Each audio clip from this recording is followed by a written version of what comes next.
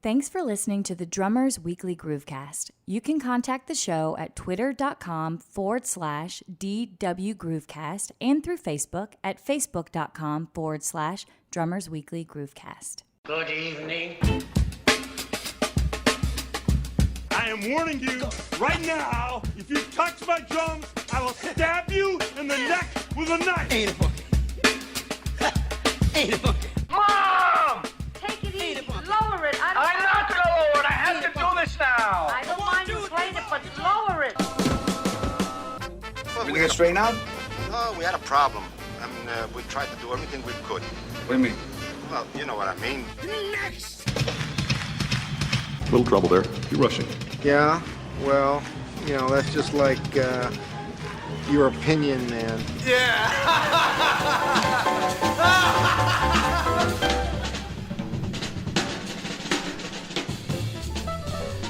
Gentlemen, Happy New Year. Same to you, sir. Happy New Year to you, Phil. Oh, did you guys hear that? There's a third mic today. Yes, three mics. This is one of the first times we've done this when it's not been a traditional interview. And so with a new year, we have some new surprises. And this is our first new surprise of the new year. We are employing our Drummers Weekly Groovecast Advisory Board, and live with us today in a brand new setting is one of our past guests, Mr. Jack Bell. So Groovecast Nation, welcome Jack back to the show. Jack, thanks for agreeing to be a part of this. Thank you for inviting me, gentlemen. Thank you to both of you. Appreciate it. Oh man, it's our pleasure. We couldn't dream of having a better advisory board guest for this topic that we're going to cover today. Good. Yeah. Tell me the topic. See, that's the thing. For our folks listening to this, Jack is an avid preparer, and we have intentionally denied. Yes, we have denied him. We have thrown him a curveball today, which is just going to make it fun. It's going to be great. You didn't need to prepare anything, Jack. This is going to be awesome. No, I thought about it all the way home, driving all the way home here. Well, I thought before we would get into this, I've got a couple of interesting things that I want to talk about. First, I wanted to say that next week I have a gig that I got to share it with everybody. And maybe we can do a post-mortem afterwards. I got booked on a gig where I am literally playing pots and pans with kitchen utensils like spoons, spatulas, other good striking instruments in the kitchen. Now, what actually is going to happen with this, I don't know. The only thing that I know is that I am bringing a group of chefs into a room. It's going to be taped for something. I don't know if it's going to be TV or whatnot, but I wanted to get your take on this. Have you guys ever done anything like this before? When I was 3. Yeah, it's a very retrograde sort of gig, isn't it? Yeah. I don't know if I've done anything exactly like that, but my advice would be that you're dealing with perhaps some less musically literate folks. Oh, I'd say that's a given, yeah. And so I would think you would have to prepare music that's probably not extremely complex, so you don't just completely mix them up. Perhaps a very simple street beat on the pots and pans. So, Jack, you're saying that me playing Stockhausen's Zyklus on this is probably not the way to go. I didn't know you knew Stockhausen's Zyklus. I don't. Yeah. Well, this gig, I really, like I said, I have no idea what to expect other than I am booked literally again for about 30 seconds to a minute. That's all I'm doing is playing them into the room. And I don't know, like I said, this is going to be one of these things it's going to be a gig for the ages, I think. It'll be one of those things we talk about. I think that short gig is good. If with my ADD, I'd like start thinking about food and just fall apart. So you're going to get through it. Aside from a handsome little paycheck for this, I am going to get to sample the chef's food. Nice. I was wondering if that would be part of it. Yeah. Good. Union scale for 30 seconds. Not bad. Not bad. And so, Jack, you're saying that in your vast teaching experience, you never had to teach the old pots and pans rudimental exercises? Well, we had ensembles at Georgia State that we used pots and pans. That's for sure. Sure, yeah. Well, I'm going to be doing, like I said, a little bit of everything. Don't really know what's going to happen. They might even have me put like a colander on my head, you know. I think regardless, you should get video of this and share it. Well, it could be one of those things that I know they're going to record it. Mm-hmm. I don't know. It could be one of those things that shows up on TV and maybe I don't want it to. I don't know. I think there's a good chance. I think, you know how a drummer always walks into a gig, maybe has a set of drumsticks in his back pocket? Right. I think you should show up at the gig with a pair of long wooden spatulas in your back pocket there. That'd be a right atmosphere. I've got those, man. I've even got the big long barbecue tools, you know, the one with the huge long, like the tongs and the, you know, the spatulas and all that stuff. Yep. Yeah. I don't know. John, you'd probably show up to that gig with an ice pick, wouldn't you? No. I would blow your mind and play a Wilcoxon solo with wooden spoons, and you'd be like, you're holding out on me. I like the wood against metal. I think that's going to be the sound. You think that's cool. Yeah. So in other words, maybe not any nylon tipped kitchen utensils, just the wood tips on the metal's the way to go this time. Yeah, around, I think you need to use the authentic kitchen utensils and not show up with a pair of drumsticks. It's coming from the sage, man. Exactly. I mean, you know what you're going to do that. What might That's be what I'm interesting is if they have some kitchen basters, that could be pseudo brushes. Yeah. You know, and so you know. They say you're the man for the job. Well, you got to be creative when you get put into this situation. Because like I said, they told me to bring nothing, so they're going to supply everything. So we'll see what ends up happening. This also, if video is not involved on my end, it's got pictures all over it to be put on the website, you know. You just never know what's going to show up on there. Which, and Jack, I don't know if you're aware of this. Starting into this new year, into 2018, John said the magic word of Wilcoxon. Mm-hmm. We are doing something new. It's just happening every other week. It's the first and third Thursdays of the month. I started this little thing. I'm calling it Accountability Thursday. And essentially what it is I'm taking a short solo, either out of the Wilcoxon books or the Nard book. Right. And I am recording it and I'm playing it and I'm posting it on the website. And I'm having our listeners kind of practice along with us. And so we've already had one of our listeners post his version on the website of him playing. And the first one we did, which was last Thursday, I took, there's a really short solo out of the Nard book called Smitty's Delight. No pun intended, right? I remember the name. Remember Smitty's Delight? Yeah. And what we did is I recorded it and did what we're calling a mini episode. It's just a little short episode where I talk about the actual solo and then post it up there and have our listeners play along with us. That's very good. Very good. I love that idea. We got Jack's approval on that. We can just shut down. We can just shut down right now. It's all good. Well, anyway, guys, I want to go ahead and get into our topic for the day and also make everybody else aware that's listening to the show that a little bit later on in the show, after we discuss the topic among ourselves, we're going to bring in some of our past guests that have been drafted onto the Drummers Weekly Groovecast Advisory Board.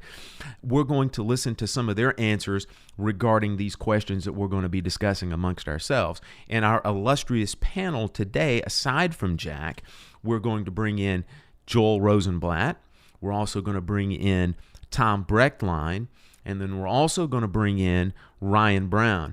And I don't want it to be lost on everybody that we are literally going across the country. We're taking Joel from New York, Tom from Austin, Texas, and Ryan from Los Angeles. So we're getting a good cross-section of the country involved in this. Bravo to you, Phil. That is really excellent programming, really. Oh, it was all by design, Jack. So our topic for today is I want us to discuss natural talent versus hard workers.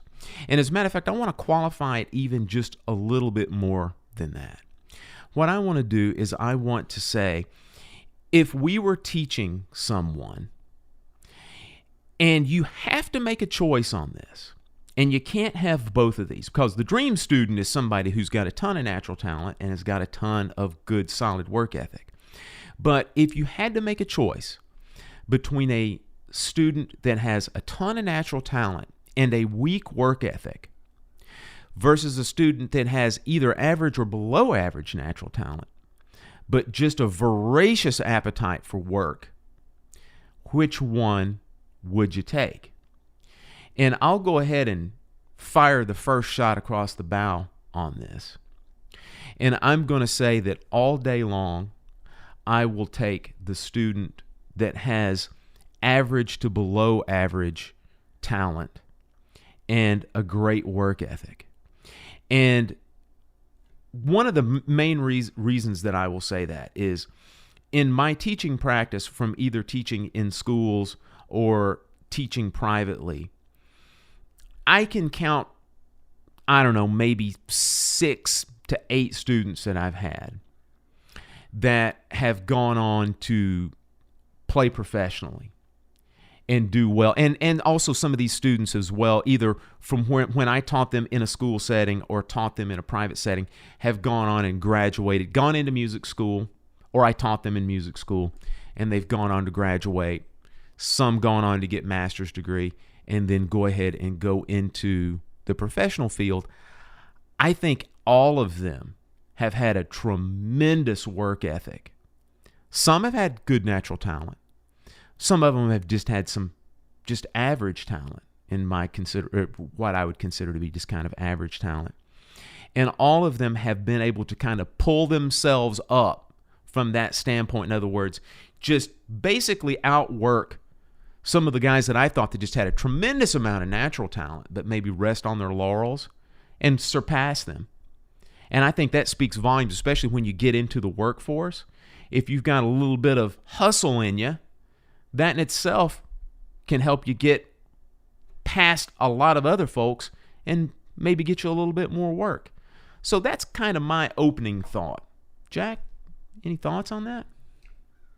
Yes, I think my thoughts will kind of evolve as I talk openly about it. I'll start by saying that I've been teaching for approximately 40 years now, and I've taught hundreds of students. I don't remember the details of what it was like teaching when I was in my early 20s, but I did start teaching at that time, and I'm 73 now, and I am still teaching. What I do remember are current examples of my most recent experiences. I think they're some of my prime examples. At the moment, and recently, within the last couple of years, I am actually teaching at Davis Middle School in the Flowery Branch area where I live in Georgia, and I'm teaching 6th graders. It's a very interesting experience. I taught at Flowery Branch High School a couple of years ago, and I taught for 2 years approximately, and I was teaching students from 10th grade until 12th grade. I have a private studio right now where I'm also teaching students from 6th grade or 7th grade until college, through later college years.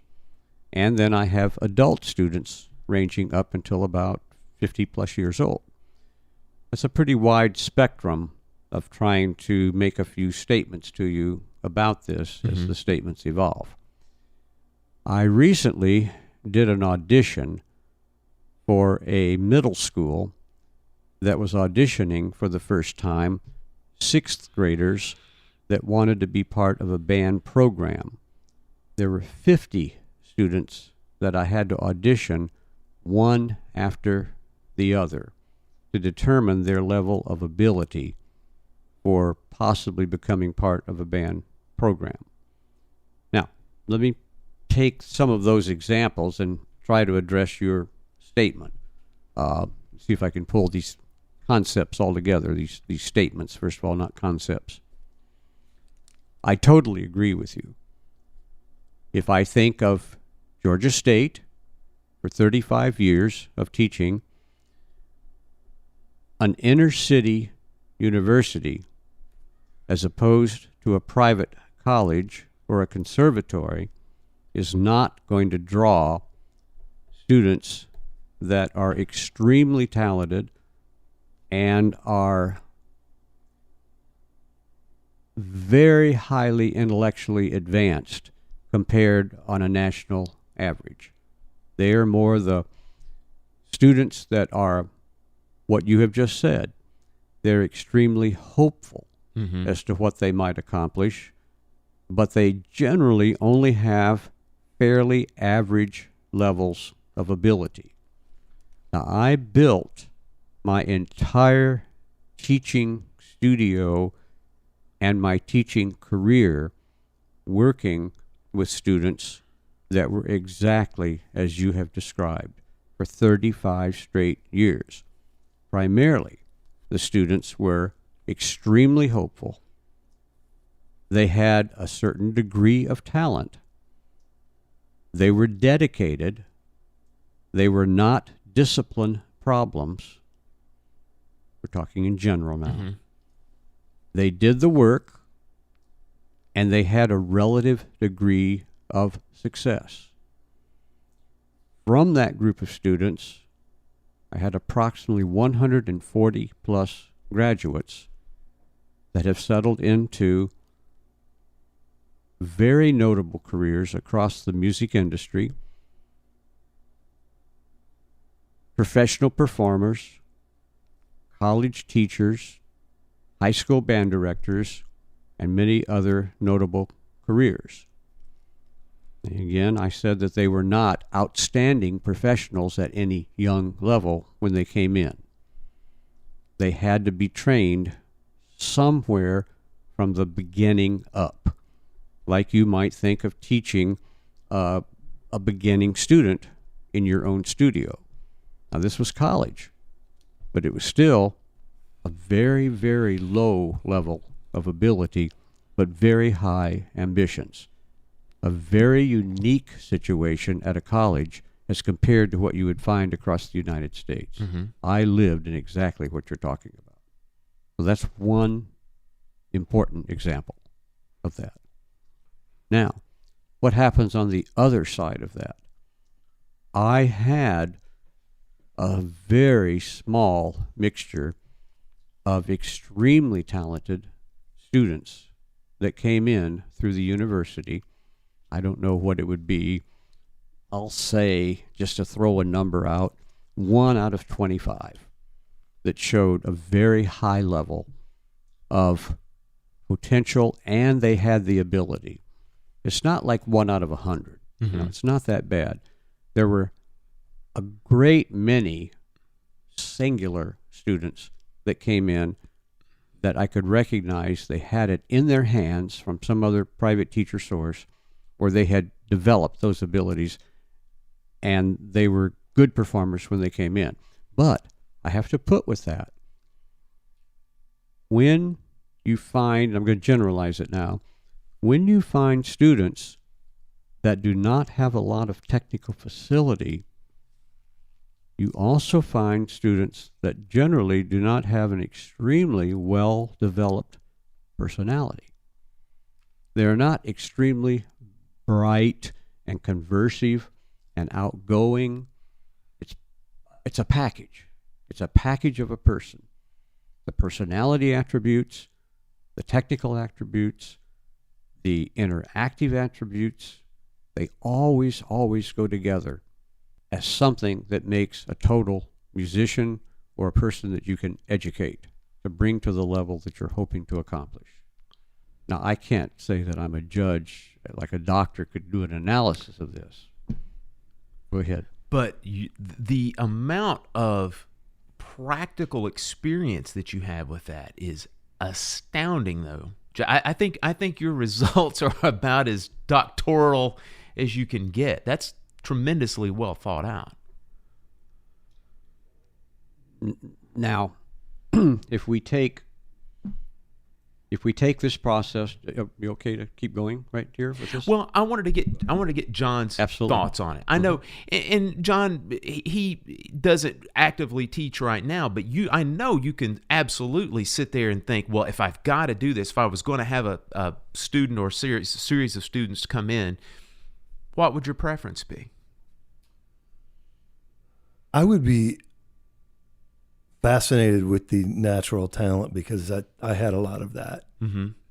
Not a lot of effort to do things, and so I would have a heart for that on some level, but by way of a week-to-week thing as a teacher, and I'm kind of just speculating because I don't teach, but I think I'd be terribly frustrated if someone with a lot of natural talent wouldn't do the lesson plan or whatever, but a kid who has maybe a little less but really is putting in the effort, I'd probably embrace that more.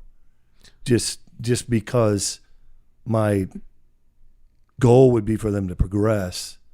And so as a teacher, I'd probably be inclined to want to work with someone that's willing to put in the time.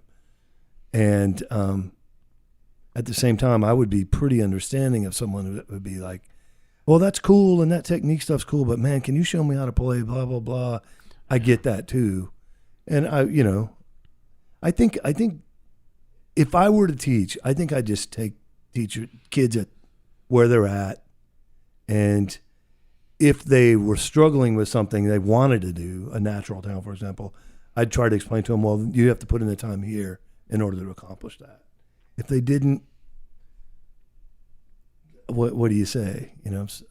So I don't know. I'm kind of speaking in circles here because I don't really have a lot of experience with it. But given the authority, I'd like someone to put in the time. Yeah. One of our guests has a very interesting, almost the same kind of answer that you gave. I think it's going to be kind of interesting to hear it when we get around to it. But before we do that, I want to take, we don't want to elaborate too much on this, just kind of go around the horn real quick with another question, and I'll start on this one as well.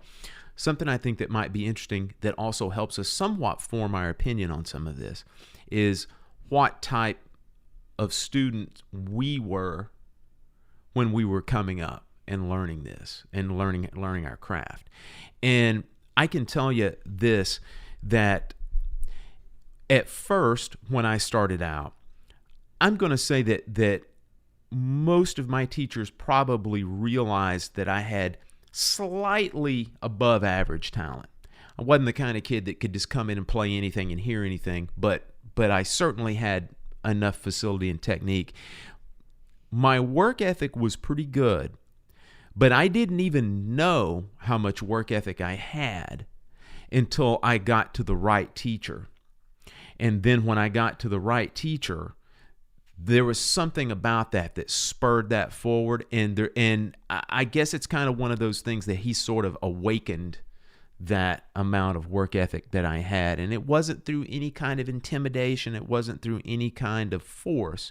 It was just one of those things that he pointed me in the right direction, and it just kind of all clicked at that time. So I would have to say that overall, I probably leaned a little bit more towards being the hard worker, and it's done me pretty good moving forward from that standpoint. So, John, what about you? I haven't had a lot of lessons. Yeah. I took, when I was in 6th grade maybe, I studied with someone for a short time at the music store who was awful. I mean, zero personality, zero ability to encourage or the ability to inspire, and just not a very good player. So it was something that I think I just inherently understood. This person doesn't really want to be here, and it's not really inspiring me to do much. And then my second short stint with a teacher was in middle school. I studied with the hot high school kid, and he was an asshole. Just berated me constantly, and no matter what I did, if I put in time, if I didn't, yeah, that sucked. What are you doing? Let's just move on to something else. That was my lesson pretty much weekly. So I went to school college for a short time, and my teacher there, at that point, I had quite a bit of drum set experience, learning largely from listening to records and, having a pretty broad knowledge. I liked a lot of music, took the time on myself to try to figure things out. Clearly my technique suffered. I would be limited in some regards, but good enough to play in a world-renowned jazz band, reading strongly, playing with players who were older than me at the time, college students and that, which is invaluable, as we all know. But my college teacher, I think I made the mistake of going to a school because A, it was close to home and I wasn't ready to go somewhere, and it had a reputation for strong ensembles, but the percussion instructors' wheelhouse and strengths were Japanese marimba pieces and timpani. Therefore, when we'd sit down and do lessons, I wasn't terribly interested in that. If we would sit down and do drum set lessons, he had sort of this by rote thing that he wasn't really a drum set player. And I vividly remember he'd say, let's trade fours, and we'd play, and he'd stop and go, what'd you just do there? And I'd hear him play, and it wasn't very good, and I'd just be like, I hate this. I want someone that is just amazing to show me where I'm coming up short, what I can do to apply things to the drum set to do what I hear in my head or to play like my heroes. And he had no ability to do that. So at that point, by way of my geography, location, there weren't very many good teachers, or more importantly, I should say, he probably wasn't a bad teacher, but not the right one for me. So hindsight being 2020, as good as I am, I'm a pretty good player. If I would have found the right teacher like you did, I've done pretty well with very limited study and very limited technique, a lot of natural talent.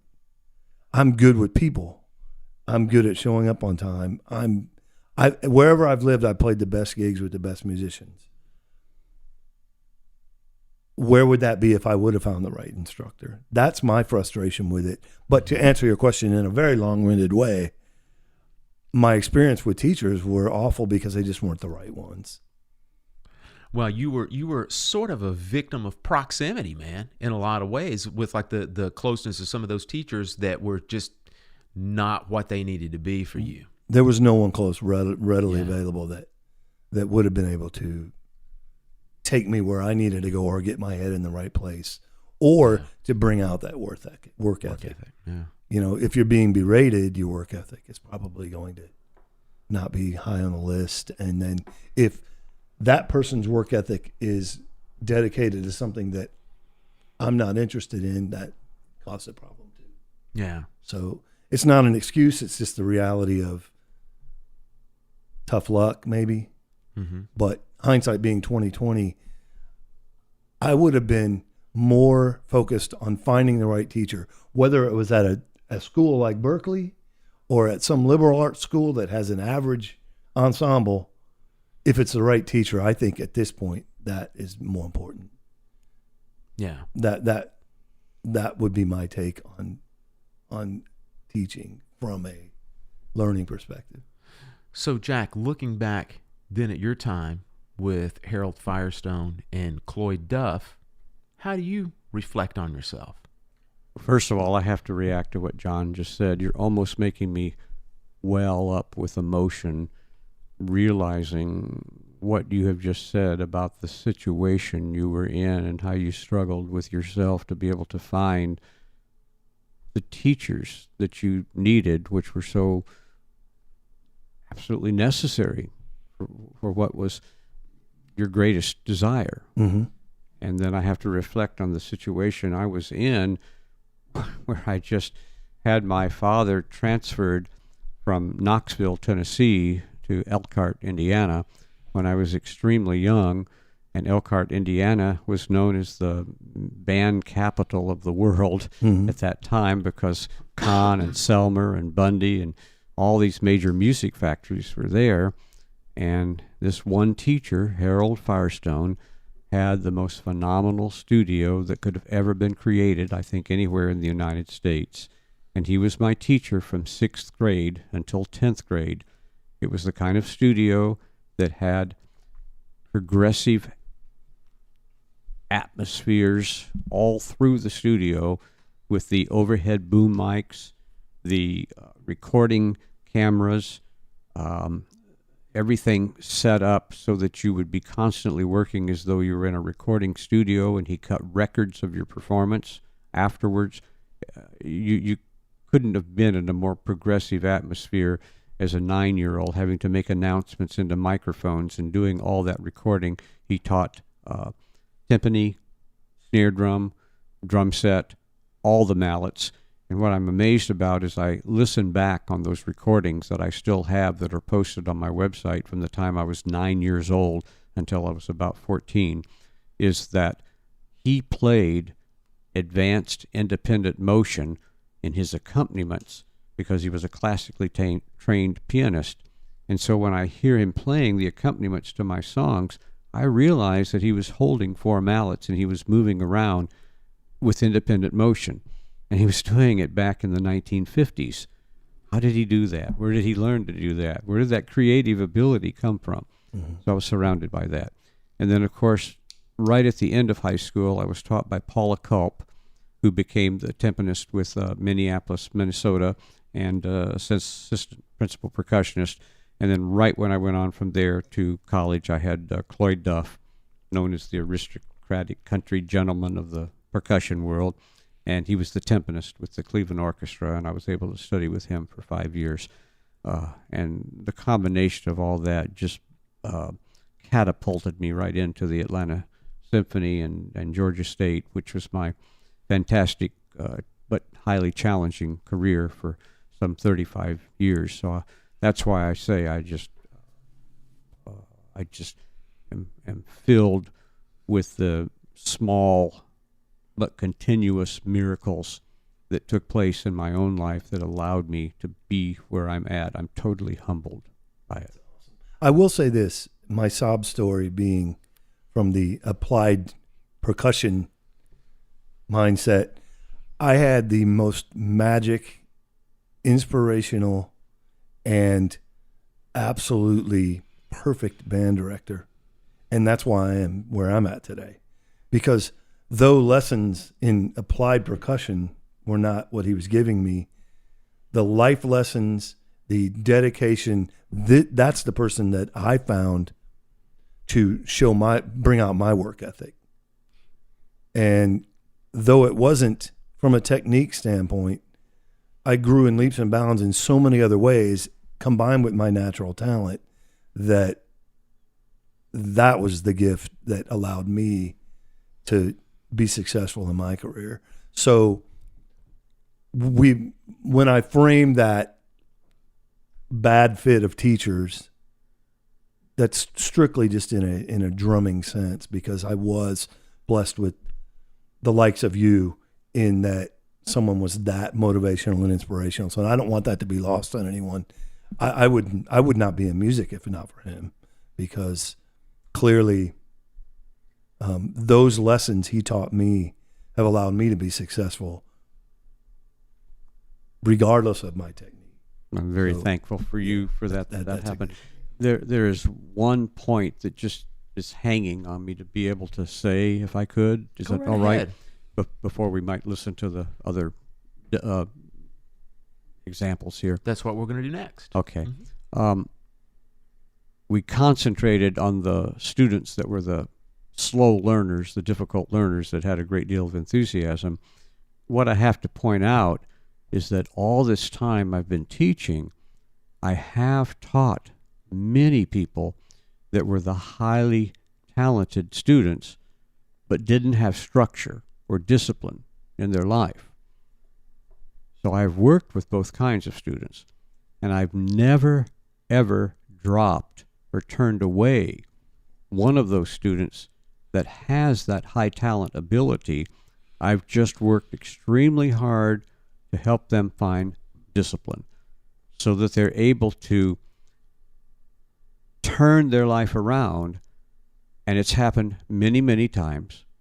That's great success that I think I've had, where an undisciplined student becomes a highly disciplined student, and then they sail off extremely well as a profound player and a much better person. So the one point is that you never give up on either side. You don't give up with the ones that are the slow learners, and you never give up with the ones that are having the discipline, attendance, awareness. You're just having to structure a mind to be focused in a different way.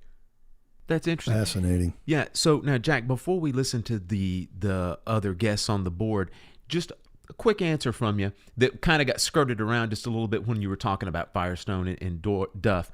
Overall, what would you say your tendency was as far as like between talent, how much talent do you think you had, and work ethic? Well, I was very fortunate that drumming and playing percussion was my one saving factor of my entire life. I wasn't great in school. I was better in English and some of the other things, verbal language, that kind of thing. But the drumming I took to. When I went out of class to take my very first lessons as a sixth grade first learning student, it came very, very quickly and natural to me. And so I was recommended to be able to go and take lessons from the Firestone studio directly from the elementary school. Now, when I went to take those lessons from Mr. Firestone, I was so fortunate that my parents took a reel-to-reel, heavy reel-to-reel, 7.5-inch tape recorder to every single lesson that I took for years. And when they took that tape recorder, it was always recording everything that Firestone said and what I played and what he played along with me. So every time he would explain something to me as a 6th or 7th grader, I would just nod my head yes, that I understood, which I didn't.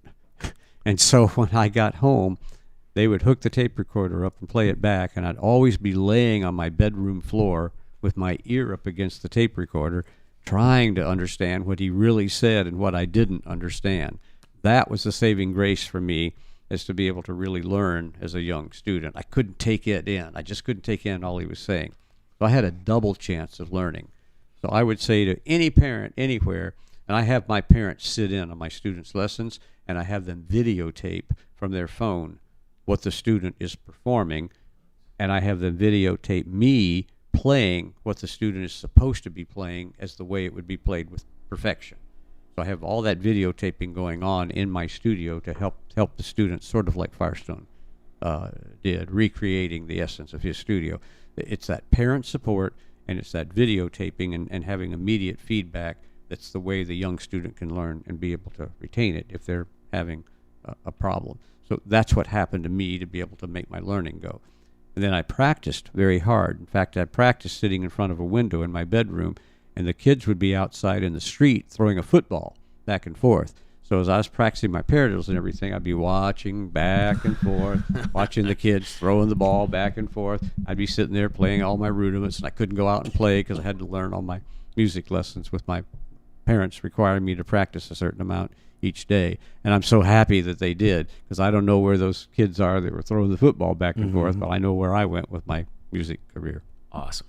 So we're going to go ahead now and listen to some of our other folks here on the advisory board. And the first person we're going to listen to is Joel Rosenblatt.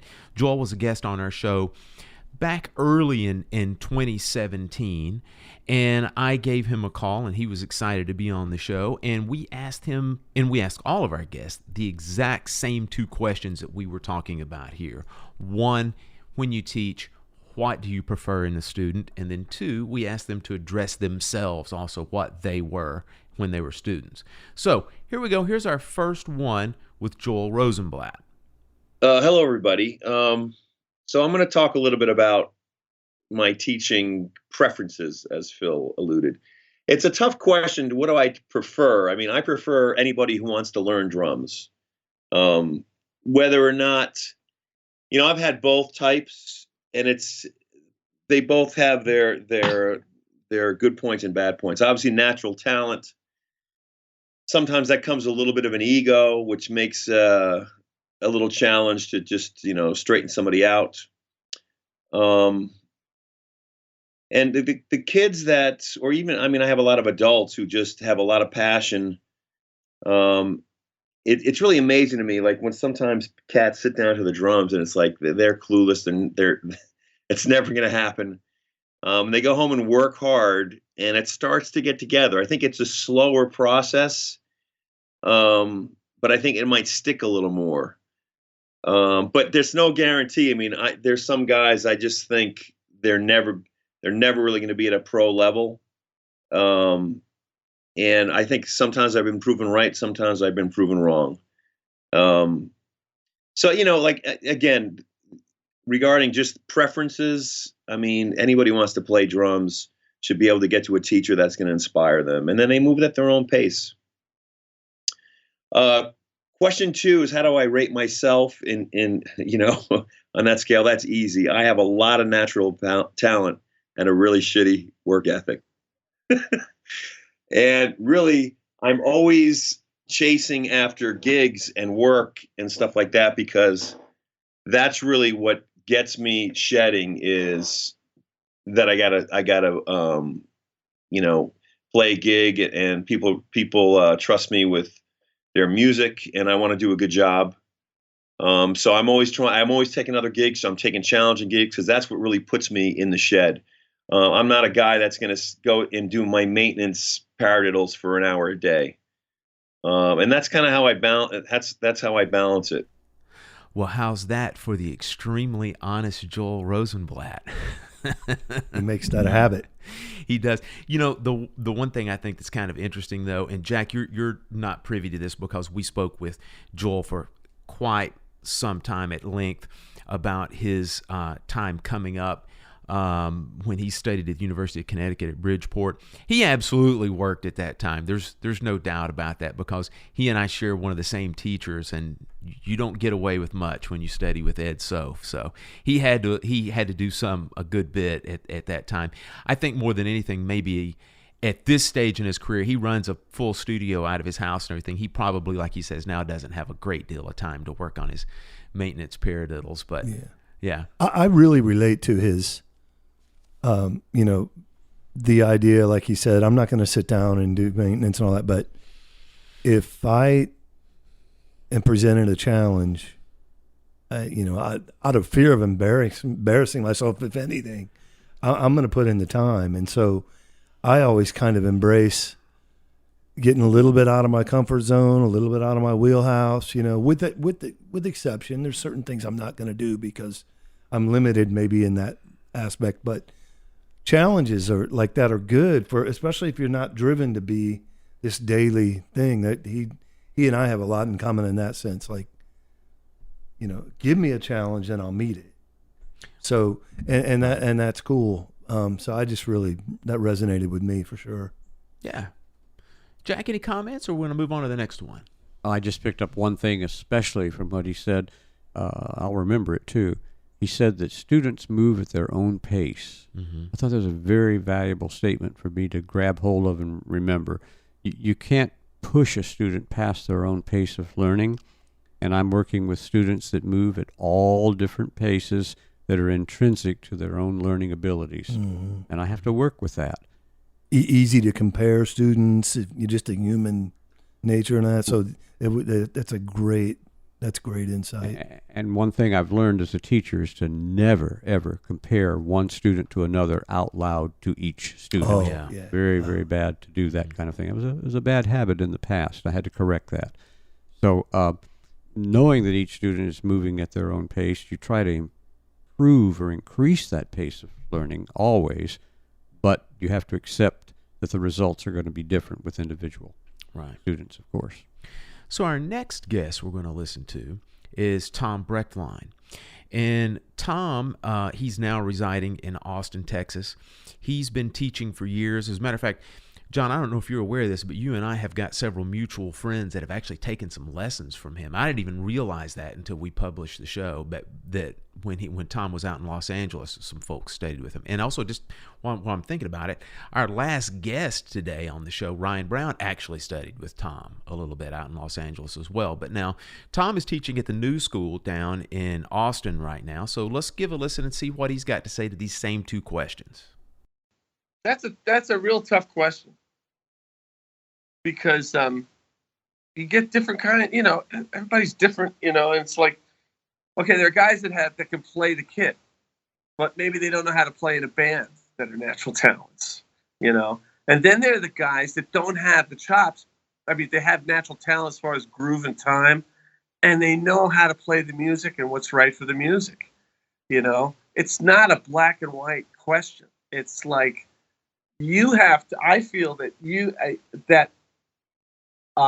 for those guys, you as a teacher have to look at what's in front of you and work accordingly with what the guy's got and what's going to benefit that guy the most, and it usually probably 85% of the time goes down to just showing him some basics that he's probably already knows how to do, but it just it's wild just to organize things, just to maybe shape his playing a little bit better, I mean, and you find that those guys with a lot of natural talent, whether they're cocky or they're nice, or that's another deal in itself, they're searching to get better in their own way, even though they may not appear to be that way. And then there are the guys that don't have as much talent but are hard workers, and they get through too, man. They really do. I mean, maybe it takes them longer, but they'll get at least to the point of what I said of the former thing that I was talking about with the other guys. Without, now for me, I was kind of half and half. I was a lazy ass student, man. I mean, but I picked up on things real quick. I had a great teacher, my first private teacher, and still I really credit him. Two teachers I really credit the most, and that's John O'Reilly. I mentioned him in the podcast prior, and Ronnie Gould. I had guys that were great, like Al Miller, Lou Pansica, Howie Mann, which was great, and those guys really shaped it, But those two guys were very significant, and but like I said, sometimes I would not practice my lesson, and I'd get away with sight reading, which is the proof that basics, folks, you got your basics in, can help. But I got caught with my pants down plenty of times, and now that I have a nice studio I could practice in and record in, I'm 60 years old now, and now at 40 I started going, well, I better practice all this stuff I got away with. So now I actually have a regimen, and I'm like, I did have it when I was in college and stuff like that. But what happens is you're practicing, and now you're working. Okay, so now you're getting on the job training, that kind of stuff. But now, as far as practice goes, I'm creating exercises and then for myself, and practicing stuff that I should have practiced more when I was a kid. I've been doing that since, maybe I'd say 30, let's be fair, 30, 35, and all the stuff that I got away with. So I hope that answers your question. So hopefully I'm still getting away with a lot of stuff. but I'm using my natural talent to fake everybody out, And guys, I think one thing that's kind of interesting to say about this was when I talked to Tom that day, he actually was in the studio. He was practicing. He took some time out to talk to me about this. So he's absolutely telling the truth that it wasn't until he was 30 or 35 years old that he got into a practice routine. And so he's living the life now. He's living what he's saying. So he actually did do that. But I'll tell you, the thing I think that's absolutely scary about this guy is if he wasn't practicing back in those days and he was playing with Chick Corea, My God, what would it have been like if he had been? Crazy to think about. One thing that I got from that he was talking about, there's kids that can play circles around a drum set and blow your mind, and then guys that can play with a band. And I've always had the gift and in turn the reputation of being one of the latter. Mm-hmm. When I play with an ensemble, it works really well and people enjoy it, and good musicians employ me to do that. If you were to hear me sitting down at Guitar Center and flailing away, my running joke is you'd say, "Oh, isn't that cute, that accountant over there? You know, he probably played drums in high school and he's coming into Guitar Center to get his jollies." You know, I literally would do nothing that would sound like I have any ability whatsoever, but put me in a band and it's pretty good. But largely that is based on two things. One, I was never attracted to chops. I always respected it, always knew what it took, always knew, the Billy Cobhams and the Buddy Riches and the Dave Weckels, nothing but respect, fascinated with it, would even listen to it, but had no desire to play that way. So there in one instance, I'm not having this huge desire to have unlimited facility because I always loved songs. And my dad told me when I was 4 and 5 years old, I had a little transistor radio with the white earpiece, and I could play the songs on the radio and it'd be right. Just Beatles songs, I just would be able to play them. I understood it and played it. And I love songs. And I think when I think back to that, if playing piano was that easy, that's probably what I would have done. But I wanted to be a part of those songs, and the easiest way for me to do it, and what I inherently understood, was playing drums.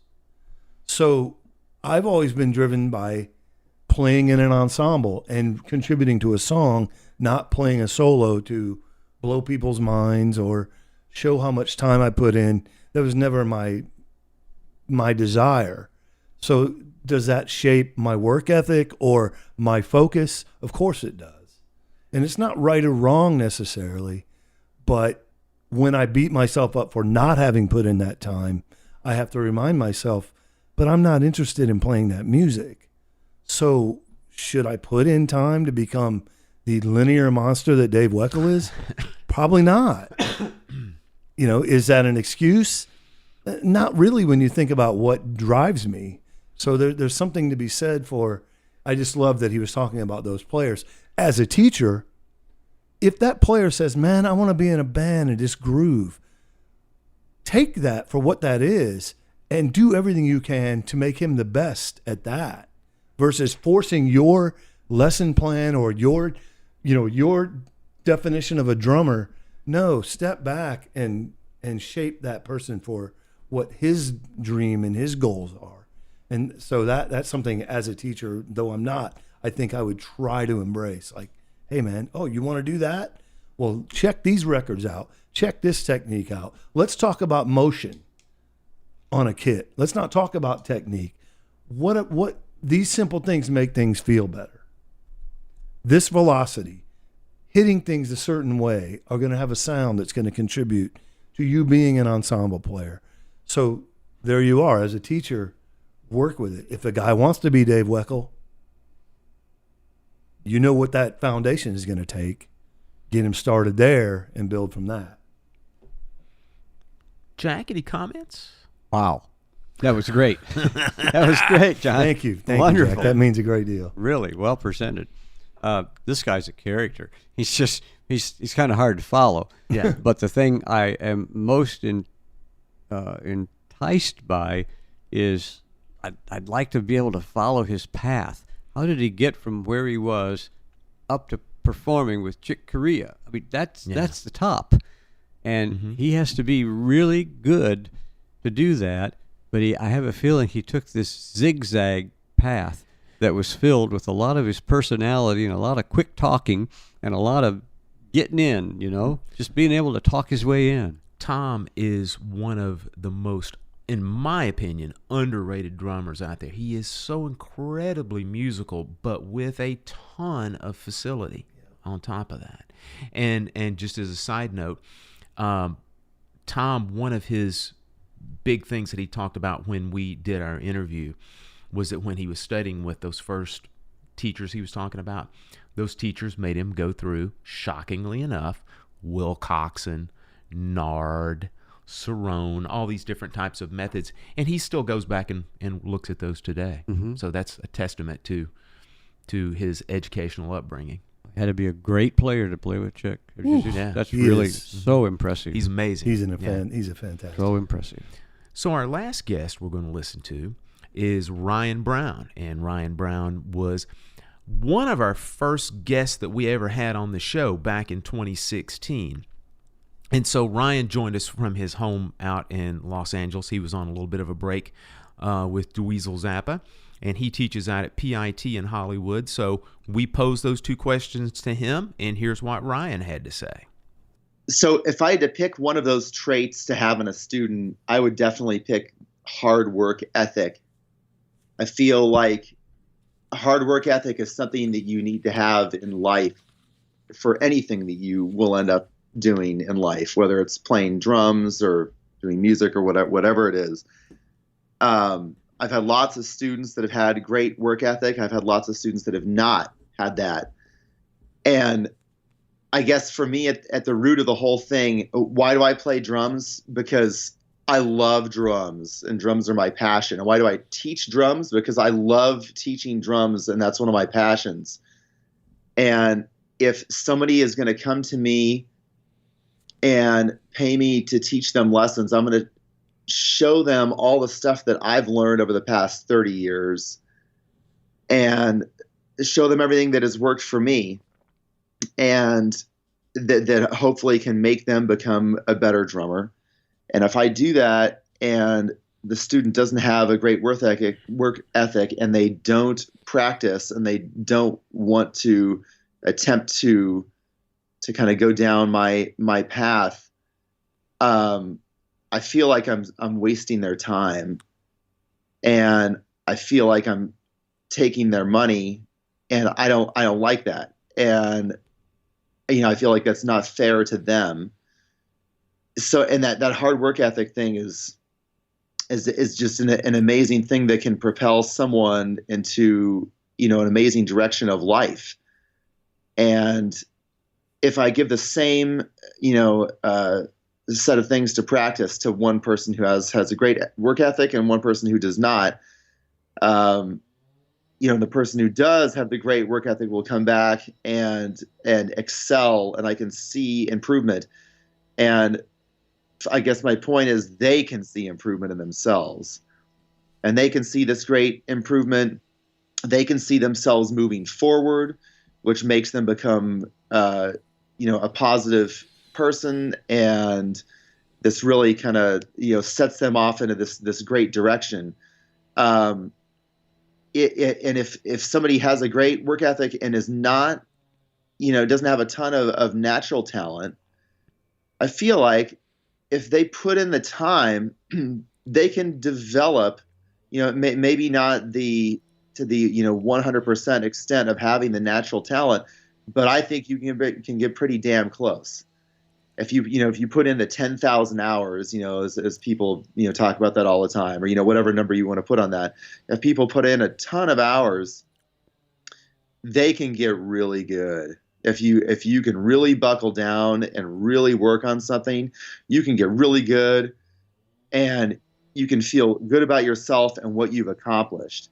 But that hard work ethic is something that you really can't instill in someone. It's sort of there, or it's not there, in my opinion. And if somebody has that value, man, the sky's the limit. And it's just up to them and how much time they have in their life, and how much they want to push themselves to become better. And that to me is just super fun to watch and to see how everything unfolds. For me, I feel like I was way more on the work ethic side of everything. Growing up and playing in band in school, I remember being around other drummers and thinking, man, these guys are unbelievable. And do they practice? How much have they practiced? There's all, there's so many, just unbelievably naturally talented guys, which is awesome. I never felt like I was one of those guys. I feel like I did have some natural ability, but there was nothing extreme like some of the guys that I was around. And I feel like I was definitely on the hard work ethic side of this whole equation. Where I come home from school every day and practice, until the neighbors didn't allow me to practice anymore. And when I went to college and I just, practice, 6 hours a day or whatever at the start, then up to 7, then up to 8, and just live over in that music building, just practice all the time. And for me, it all goes back to this is what I wanted to do, and whatever it was going to take, I was going to do it. And however much time needed to be put in, I was going to put in that amount of time. And no one was going to tell me, no, this wasn't going to be able to happen.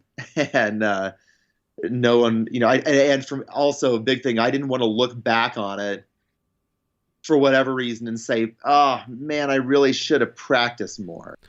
All right. So that was kind of interesting from the standpoint that he's one of our first guests that we had that just flat out said that he was more of a hard worker than the others. And then he also kind of made that point also we talked a little bit about earlier, where he was saying he's not exactly sure how much you can instill a work ethic versus how much you can kind of awaken it, so to speak. So I thought that was kind of interesting comments from Ryan also.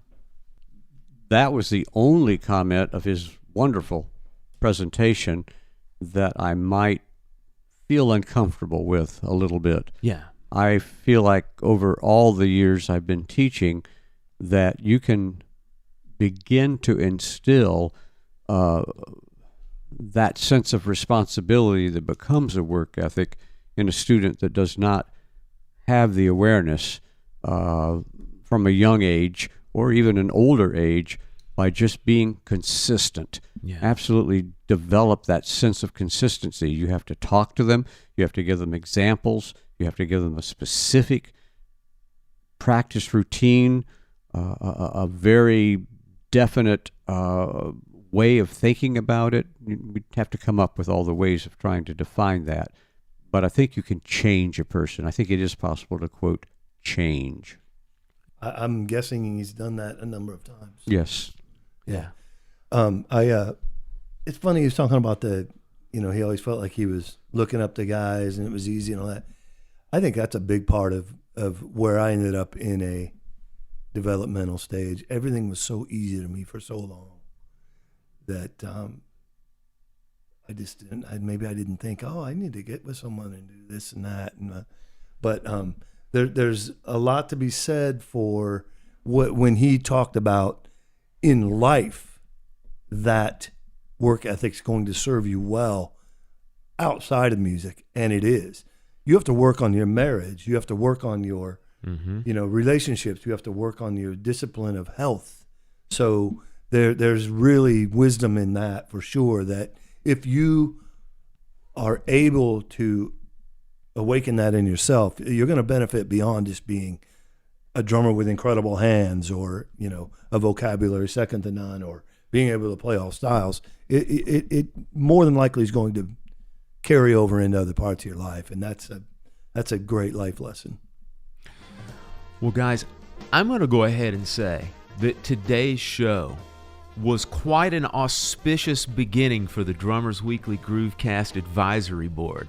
Jack, thank you very much for agreeing to be on the show. We really appreciate it. It's been my pleasure, Phil.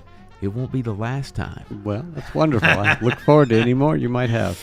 And as always, big thanks to Tom Brechtlein, Joel Rosenblatt, and Ryan Brown for agreeing to be on the show as well. If you guys who are listening to this show haven't heard any of the past episodes where our guests on the advisory board were featured guests, please go back and listen to Jack's interview. Go back and listen to Tom, Joel's, and Ryan's interview as well. There's some great stuff on all of those episodes. And with that in mind, what we'll do in our show notes for today, we will link everyone's websites, Jack's website, Ryan's, Tom's, etc., in the show notes so you can click and go to their website as well, so you can visit them and see what they've got going on. All right, so before we get out of here, now that we're talking about websites, I have to pimp our brand new for 2018 drummersweeklygroovecast.com website. We've been saying we were going to do it for a long time. It took a little while to get it done, but it is done. It is up and running. So please go by our website at drummersweeklygroovecast.com. It is pretty much the catch-all for everything that we do on this show. Of course, you can access the show there. You can also get in touch with us there. In any of our videos that we've produced for either Accountability Thursday or John and I's Host Spotlights, you can find everything there in one stop. Now, with that in mind, we also have all of our social media sites that are still open too.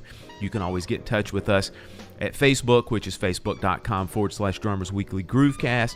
You can also tweet us at Twitter. We are twitter.com DWGroovecast /DWGroovecast, or if you are OG at DWGroovecast. Actually, it's the other way around. Right, John? If you're right. OG, it's twitter.com /DWGroovecast. And then also, something that we're going to start working on is I have procured an Instagram site, John. All right. But there's nothing on there yet. I'll just sell things on it. Get some traffic going. That'll work great. So we'll try to get that going as well. But that's about it. Thanks again, Jack. We appreciate you being on the show. Do. Thank you, Phil. Thank you, John. We'll see you every week.